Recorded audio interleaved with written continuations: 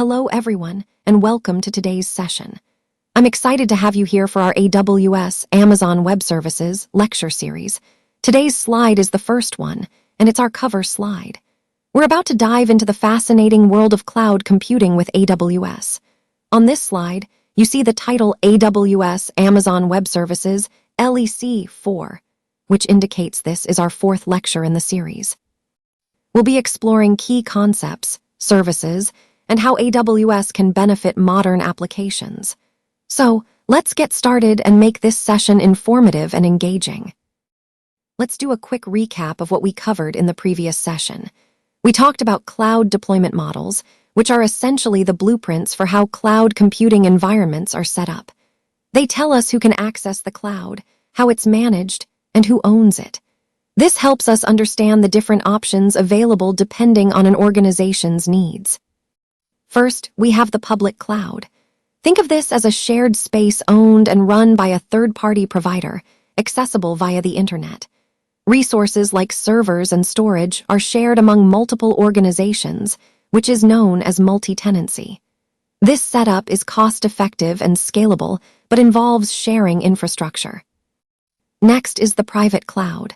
This is dedicated exclusively to a single organization. It can be managed internally or by a third-party provider, and it can be located either on-premises or off-site.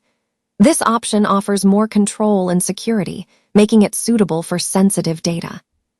Then there's the hybrid cloud, which combines both public and private clouds.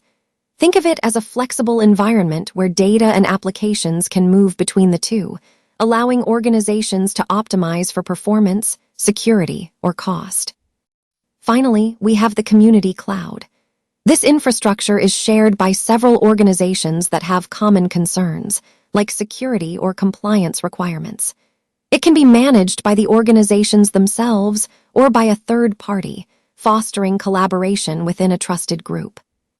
Connecting all these points to our overall theme, understanding these models helps us choose the right cloud environment based on our specific needs, balancing factors like security, cost, and management complexity.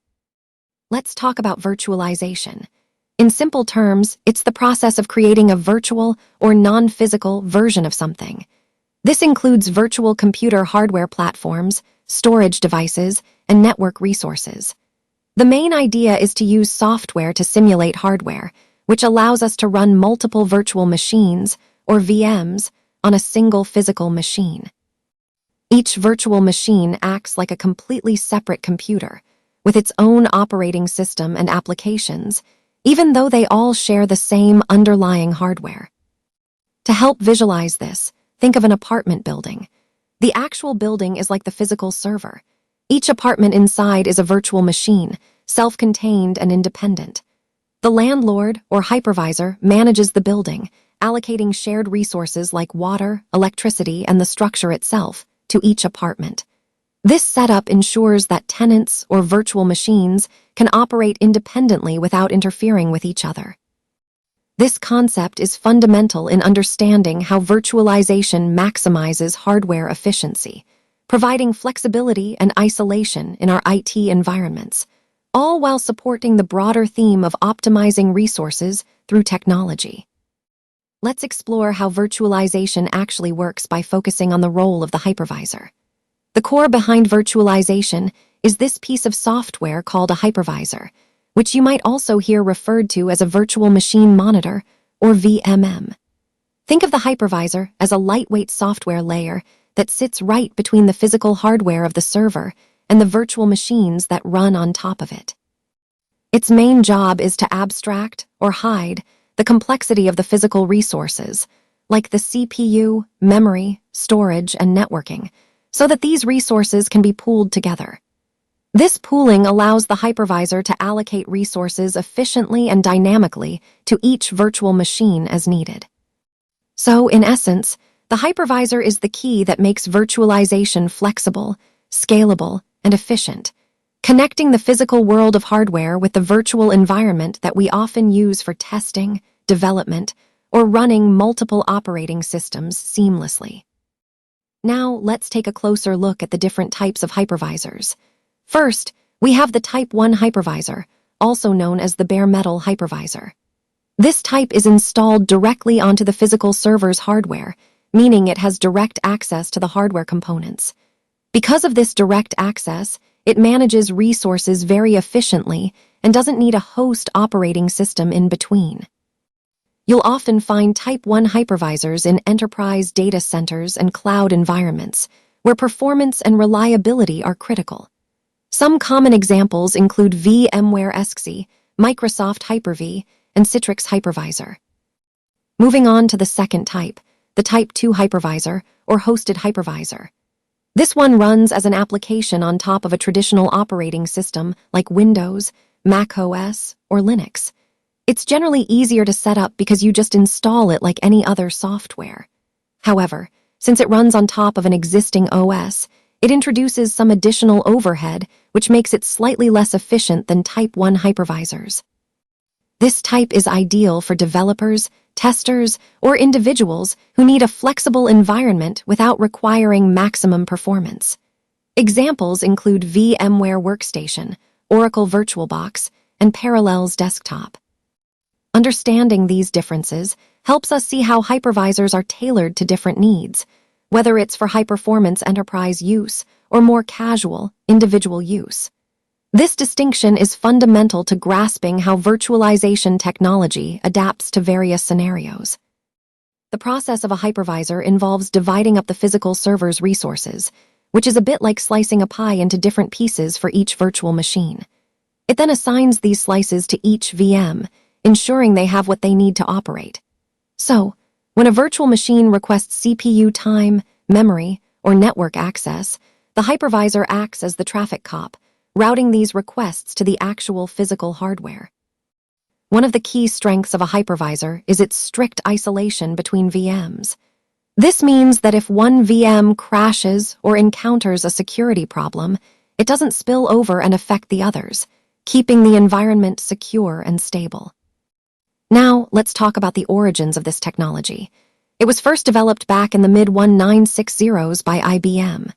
Their goal was to make their large mainframe computers more efficient.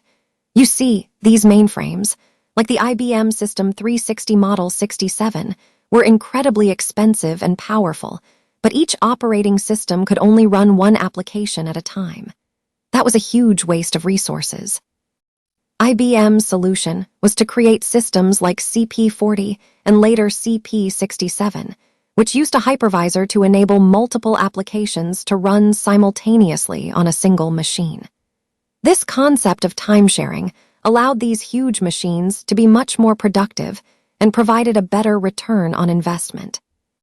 While IBM's team was responsible for developing this technology, the idea itself is often credited to pioneering computer scientists like Tom Kilburn, who worked on the concepts of time-sharing and hardware partitioning. These early innovations laid the foundation for the virtualization technologies we use today, connecting directly to the overall theme of making computing resources more flexible, efficient, and secure. Constructing a virtualized environment with cloud starts with understanding the fundamental role of virtualization itself. At its core, this process begins with the physical infrastructure, which includes servers, storage arrays, and network switches. These are the hardware components that form the backbone of any cloud setup. Now, to turn this rigid hardware into something more flexible and shareable, we rely on a key technology called a hypervisor. Think of the hypervisor as a software layer that sits on top of the physical hardware.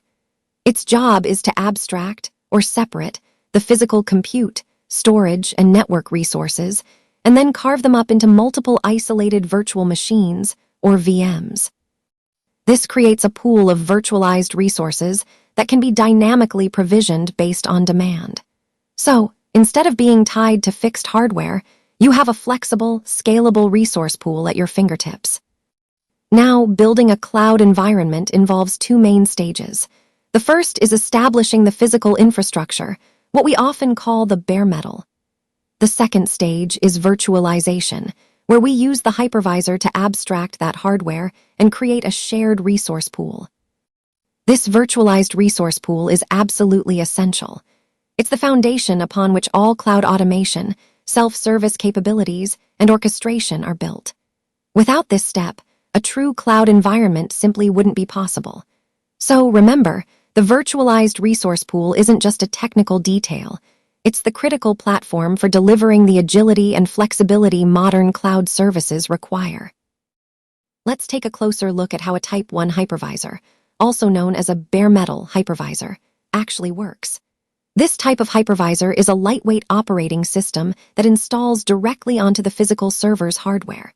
Its main role is to abstract the hardware and run virtual machines, or VMs. Because it doesn't sit on top of another OS, it operates very efficiently and performs nearly at native hardware speed. Now, if we consider the architectural layout, the software stack looks like this. At the bottom, we have the physical hardware, then the hypervisor layer, and on top, the guest virtual machines. Let's break down each level. First, the physical hardware is straightforward. It includes the CPU, RAM, hard drives, whether SSD or HDD, and network interface cards or NICs. These are the actual physical components of the server. Next, the hypervisor itself is a core piece of software installed directly onto this bare metal.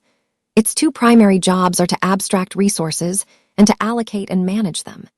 It pools together the hardware components into a single resource pool. Think of it as gathering all the CPU cycles, RAM, and storage into one manageable pool. Then, it acts like a traffic cop, dynamically distributing these resources to each VM while making sure they don't interfere with each other. Finally, we have the guest virtual machines. These are independent virtual computers running on top of the hypervisor. Each VM has its own operating system and applications. And here's a key point. The guest OS inside the VM has no idea it's running virtually. It believes it's running on a real physical machine, which is what makes virtualization so powerful and seamless. So, in essence, the hypervisor creates an efficient, flexible environment that allows multiple virtual machines to run on a single physical server, optimizing hardware usage while maintaining isolation and performance. Let's take a closer look at how a Type 2 hypervisor works and its architecture. At the base, we have the physical hardware, which includes your server, laptop, or desktop. Think of the CPU, RAM, disk, and other hardware components. Above that, there's the host operating system, like Windows, Linux, or macOS. This OS has full control over the hardware, managing all resources, device drivers, and processes. The hypervisor application itself runs as a process within this host OS. Because it's a process, it depends on the host OS to handle all the hardware access, resource scheduling, and device management, including things like graphics, USB ports, and networking. Finally, on top of the hypervisor, we have the guest virtual machines. Each of these VMs operates as a separate environment with its own guest operating system, which can be quite different from the host. This setup allows multiple operating systems to run on the same physical hardware simultaneously, which is a key benefit of virtualization. So, in essence, the hypervisor acts as a bridge, coordinating between the hardware and the guest VMs, all while relying on the host OS to manage the physical resources. This layered architecture is fundamental to how Type 2 hypervisors enable flexible and efficient virtualization. Let's wrap up with the conclusion and emphasize the foundational role of virtualization in cloud computing. As we've discussed, before any cloud model, whether private, public, or hybrid, can be implemented, there's a crucial step: abstracting the physical infrastructure. This includes servers, storage, and networking equipment. The key to this abstraction is the hypervisor. Think of the hypervisor as a lightweight operating system for the hardware. It essentially acts as a bridge, isolating and managing resources so they can be flexibly allocated. This layer is fundamental because it decouples the software from the physical hardware, making the cloud scalable, efficient, and agile. Without virtualization, the core benefits of cloud computing simply wouldn't be possible. It's really the backbone that enables the dynamic, on-demand, and scalable nature of cloud environments.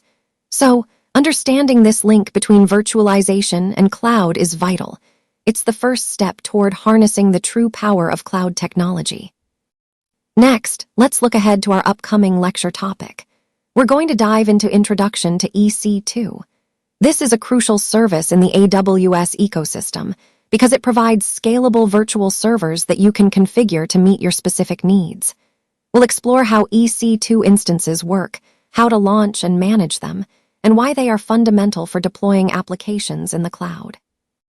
Understanding EC2 is key to grasping how cloud infrastructure enables flexibility, cost efficiency, and high availability. So, in our next session, we'll break down the essential concepts and practical use cases of EC2, connecting it all back to the broader theme of cloud computing and infrastructure management.